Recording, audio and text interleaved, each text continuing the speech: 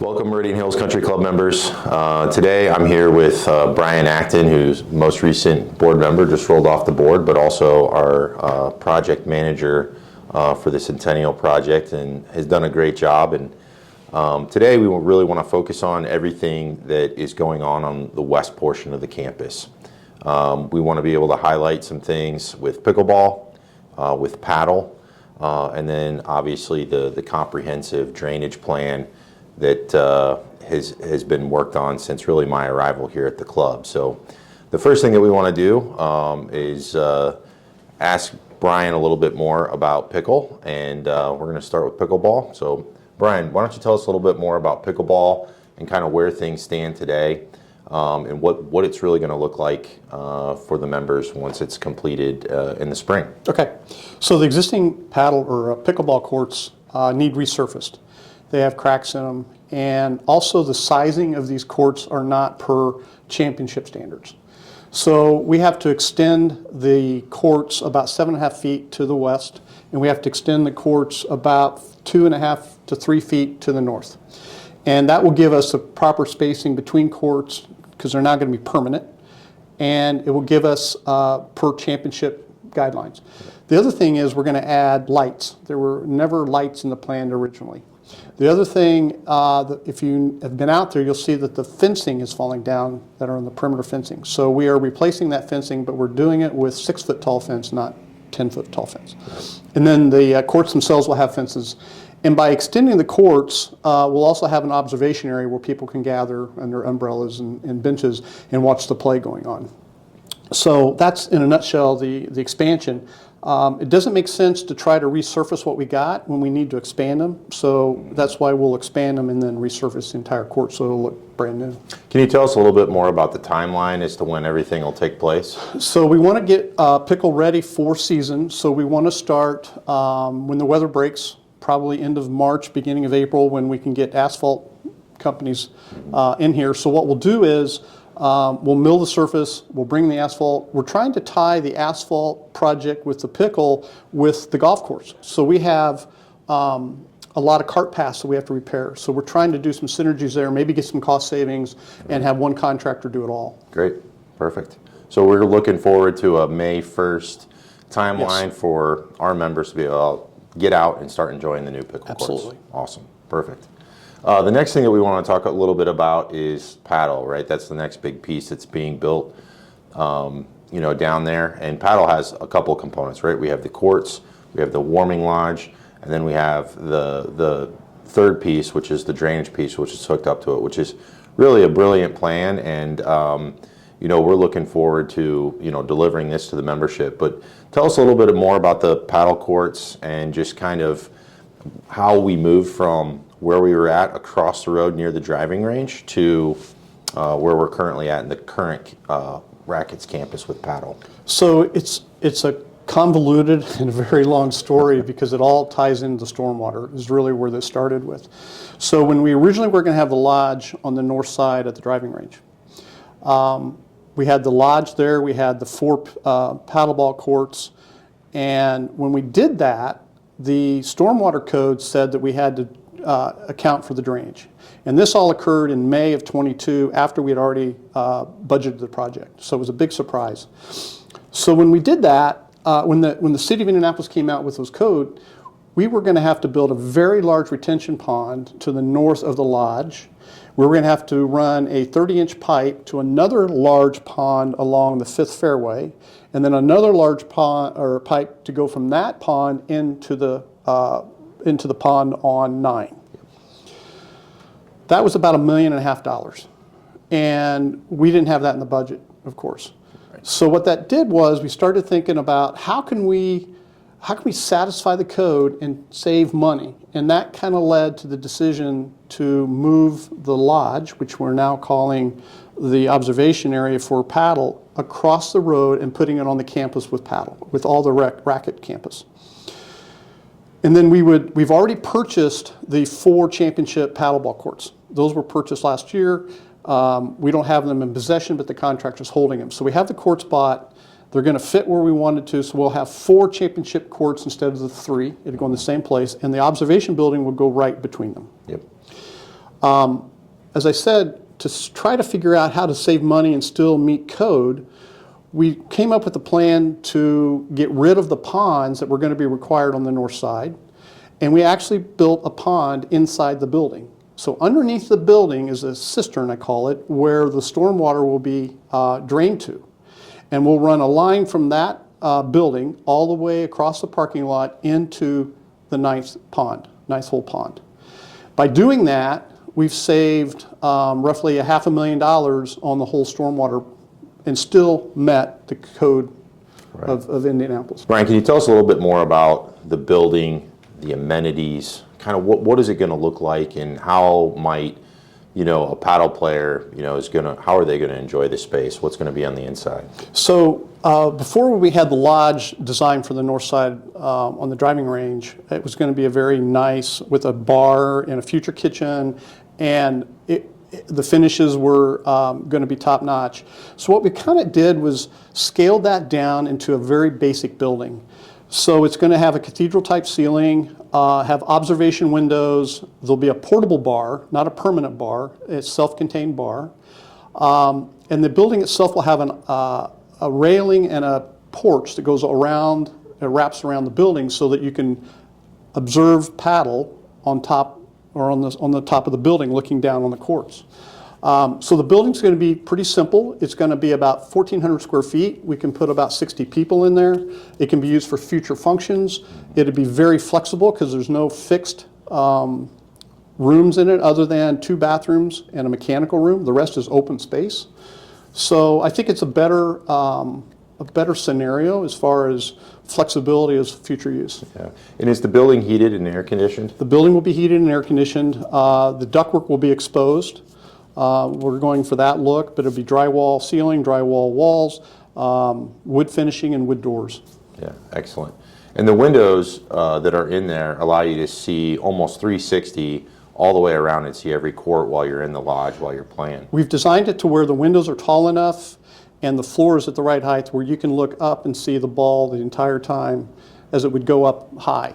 So you have full visibility, 360, within the building and around on top of the building. Yeah, and I think it's important to note that, while we were going through the building of this, that we got, a contingent of paddle players, avid paddle players that have played all over the country and provided you with a lot of feedback on, what they'd really like to see this building be.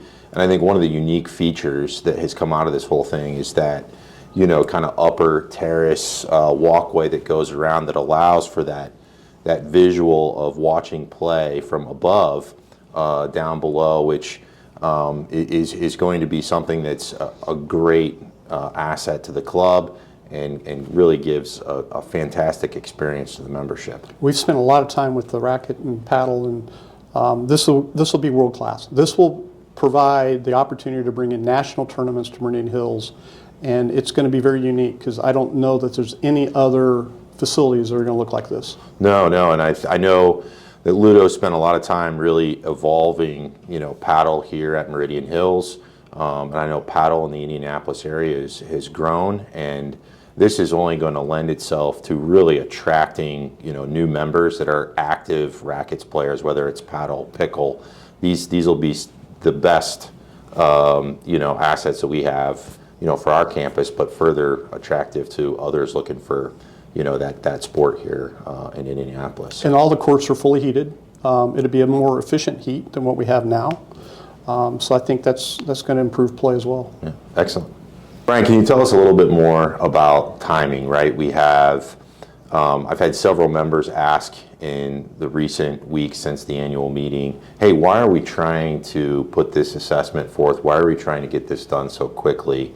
And there's some important things to that.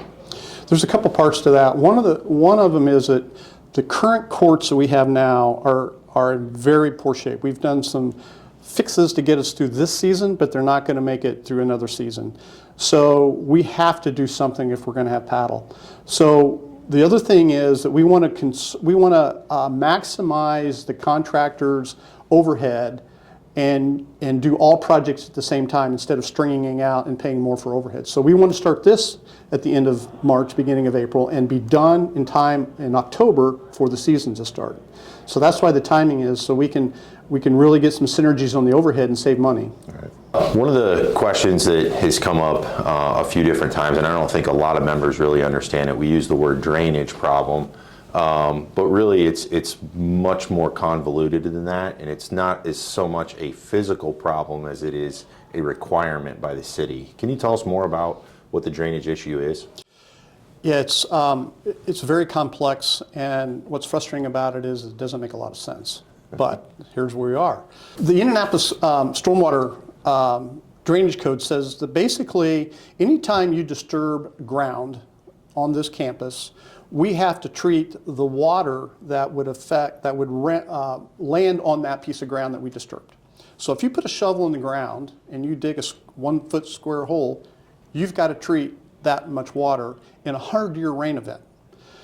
So the code also says that anything that's occurred on our campus since 2008, we have to include that in the calculations of how much stormwater we got to treat. And on top of that, they want us to double it for, I think, making up past sins. So now we have this huge requirement. Not only do we have to treat the water that will hit the roof and will hit the courts, we have to double that capacity. So trying to work with the city and figuring out the best way to do that and the most economical way to do that has been very frustrating because they don't want to really work with us too much. So they want us to meet code. So that's what we're doing. Can you tell us a little bit about, I've had a few members ask questions. Can you tell us a little bit about why we have to do the drainage before we can even do the paddle and the pickle courts? I think some members think that, well, you know, can't we just do pickle or just address something else? Can you address that? So we can't do anything else on this campus. We can't do a parking lot expansion. We can't put a building up. We can do virtually nothing until we have a stormwater master plan in effect. So on top of this project, we have put together a master plan for a future parking lot, a future maintenance area for Jason to work out of, and that's in the master drainage program.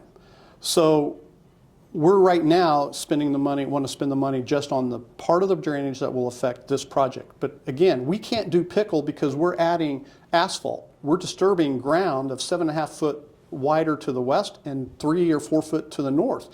We can't do that. We're not allowed to do that. Right. We also can't put up paddle. We're not allowed to put up the paddle or the building if we don't have stormwater plan and have mitigated that. Yeah. I think it's important too that some members have, you know, brought up, well, can we do the building later? And you know, and I understand that thought or that train of thought, you know, but really, you know, we'll just have those tanks sitting in between 4 courts, which is kind of an eyesore. But further, we would have to take down the courts to build the building in the future, which also isn't going to lend itself to the useful life of those courts being longer because we're you know, taking them down and putting them back up more than once. So imagine trying to put a building up with only 6 inches of clearance on both sides. So that's where the nets are and the poles, the light poles are. It could be done, but it would be extremely expensive. And like you said, we probably have to tear down the courts in order to do that. So from a cost standpoint, and the best price is doing it now rather than waiting. It needs to be done now. Yeah. Brian, can you tell us a little bit about the entire, you know, master plan that exists currently for drainage, right? A lot of work has gone into this. Since I've been here, starting in February, this has been the one topic that we've tried to figure out, and we have looked at many, many different alternatives with, you know, different engineers, different contractors, just trying to figure out what the best solution is. And I think what we have right now is probably, you know, in terms of cost, is the best cost solution that we have, as well as one that runs minimal pipe and takes care of it. But can you tell us a little bit about what that master plan entails? So there's 2 parts to the master plan. The first part is immediate project concerns. And basically what we're doing is we're going to put a small swale on the west side of the driving range That takes care of our 2 times requirement for treatment. There'll be a pipe that goes from that, and then we have future plans for a hitting bay and simulator area where the lodge was going to be. So we're making provisions to tie that into it, and also for the capacity of the rainwater from that building and that complex, and sidewalks and cart paths. The pipe will run underneath our entrance, and it will go into an aqua swirl. And basically that is a structure that swirls the water and takes the solids out of it. The water that's underneath the paddle will go into a pipe into that same structure, and the rain leaders or the gutter downspouts from the building will go into that same structure. After it goes through this aqua swirl, it will go into the building, into the cistern of the building, and by gravity we'll run a line from there to the north, to the pond on the north or ninth green. The master plan is a bit bigger than that, and that will include a small swale along the 5th fairway. It won't be built up with riprap. It will just be a swale. Mm-hmm. There'll be a line from that will tie into the future parking lot drains, and then that line will tie into an existing line that we installed during the maintenance building project that goes into the pond.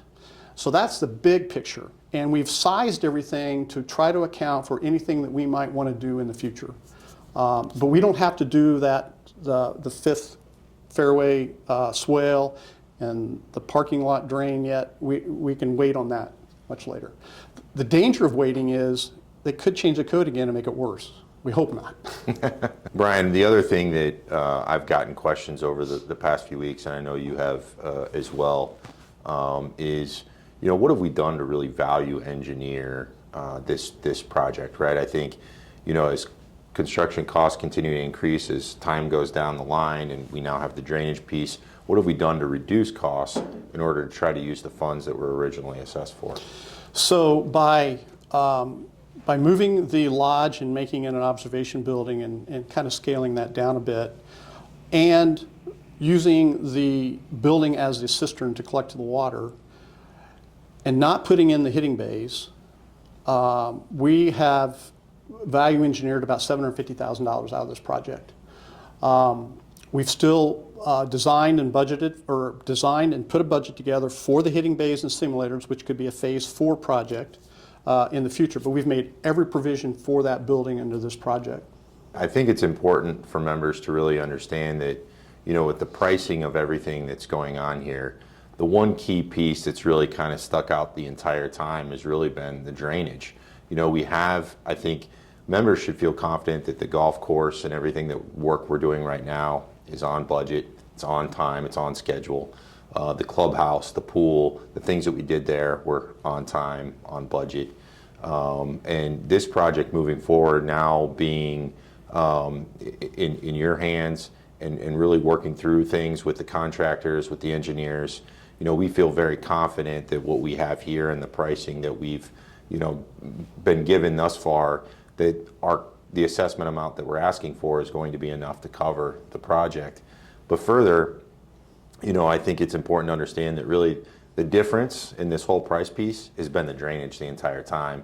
And every time we've tried to value engineer in order to include the drainage in that price, it's just so significant of a project that we're unable to include it in the price of what was originally assessed and borrowed for. It's a great point, because we've actually been able to value engineer this thing down to where if we didn't have the drainage issue, we could do this project for the original number. Right. But we can't because we have the drainage, and that's what the assessment is to help us with this drainage issue. Right. Brian, thanks for your time. We really appreciate you filling the rest of the membership in on all things the West Campus at this point and all the construction. And you've been a wealth of information, not only to myself, but to the rest of the members, and can't thank you enough for the time that you've put into this project. You're welcome. It's been fun.